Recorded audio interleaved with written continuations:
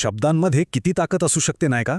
खास करून तेव्हा जेव्हा एखादा राजाच चुकीच्या मार्गावर चालला असेल. चला, आज आपण एका अशाच प्राचीन कथेत डोकावूया आणि पाहूया की नेतृत्व आणि सुशासनाचे धडे किती सोप्या पद्धतीने दिले जाऊ शकतात.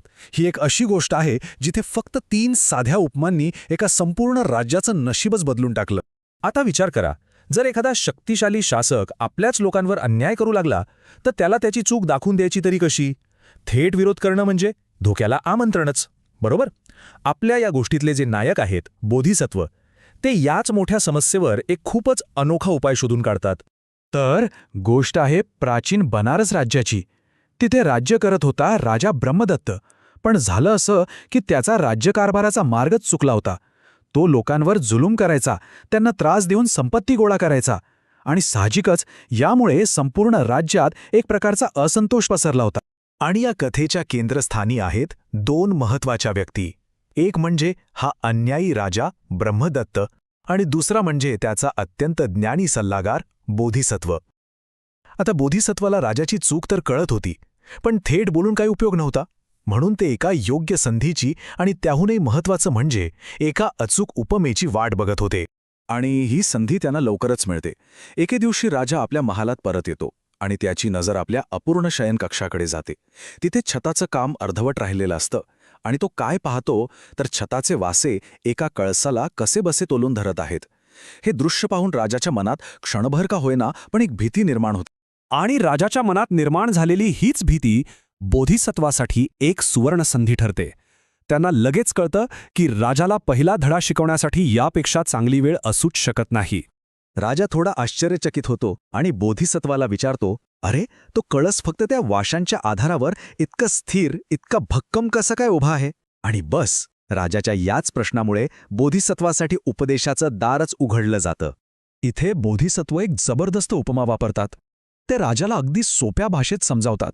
महाराज, बघा, जसे हे सगळे वासे एकमेकांना धरून त्या कळसाला आधार देत आहेत ना, अगदी त्याचप्रमाणे राजासुद्धा त्याच्या मंत्र्यांच्या, सैन्याच्या आणि सगळ्यात महत्त्वाचं म्हणजे प्रजेच्या आधारावरच टिकून असतो. म्हणजे बघा, या पहिल्या उपमेचा सार किती सोपा आणि महत्त्वाचा आहे. नेतृत्व म्हणजे केवळ सत्ता नाही, तर ते परस्पर संबंधांवर अवलंबून असतं. जर वासेच तुटले तर कळस कसा टिकणार? तो कोसळणारच. अगदी तसंच प्रजेचा आधारात जर राजाने गमावला तर तो शासकसुद्धा कोसळल्याशिवाय राहणार नाही. बरं, पहिला धडा तर राजाला मिळाला. काही दिवसांनी राजासमोर एक महाळुंग फळ आणलं जातं आणि बोधिसत्वाला पुन्हा एकदा एक संधी मिळते एका अगदी साध्या रोजच्या गोष्टीतून राज्यकारभाराचा एक मोठा नियम समजावून सांगण्याची. आता बोधिसत्व काय करतात, ते हेच फळ वापरून राज्यकारभाराचा एक साधा सोपा नियम सांगतात. ते म्हणतात, महाराज, ज्याला हे फळ कसं खायचं हे कळतं ना, तोच उत्तम राज्य करू शकतो. आणि या उपमेचा अर्थ तर खूपच खोल आहे. बघा, फळाची जी कडू साल आहे ती म्हणजे शासनाचा जुलूम. आतला जो गोड गर आहे तो म्हणजे राजाचा न्याय्य हक्क म्हणजे कर. आणि सगळ्यात महत्त्वाचं, फळाची मूळ चव जपणे. याचा अर्थ आहे प्रजेला नाराज न करता आनंदी ठेवून राज्य करणे. तर या दुसऱ्या शिकवणीचं सार काय? तो हाच की खरा शहाणा शासक तोच जो आपल्या प्रजेला न दुखवता न्यायमार्गाने राज्याची संपत्ती वाढवतो. कठोरतेने नाही तर विवेकाने राज्य चालवतो. हाच खरा मुद्दा आहे. चला, आता कथेच्या तिसऱ्या आणि शेवटच्या टप्प्याकडे जाऊया. गोष्ट आता एका शांत तलावाजवळ पोचते. तिथे राजाला एक सुंदर उमललेलं कमळाचं फूल दिसतं आणि बोधिसत्वाला आपली तिसरी आणि कदाचित सर्वात महत्त्वाची शिकवण देण्याची संधी मिळते. बोधिसत्व त्या कमळाकडे बघून राजाला सांगतात. ते वर्णन इतकं सुंदर करतात की डोळ्यासमोर चित्र उभं राहतं. ते म्हणतात, हे फूल बघा, ते पाण्यातच वाढतं. पण आश्चर्याची गोष्ट काय माहितीये, ते पाण्याने किंवा चिखलाने कधीच डागाळत नाही. ते नेहमी शुद्ध, निष्कलंक राहतं. आणि मग बोधिसत्व आपली शेवटची आणि सगळ्यात प्रभावी उपमा स्पष्ट करतात. ते म्हणतात, महाराज, राजाने अगदी या कमळासारखं असायला हवं. सत्ता आणि संपत्तीच्या चिखलात राहून सुद्धा भ्रष्टाचाराच्या डागांपासून स्वतःला पूर्णपणे अलिप्त ठेवलं पाहिजे. तर या 3 इतक्या शक्तिशाली उपमा याचा राजावर काही परिणाम झाला असेल का? त्याच्या राज्यात काही बदल घडला असेल? हे खरंच किती विलक्षण आहे, नाही का?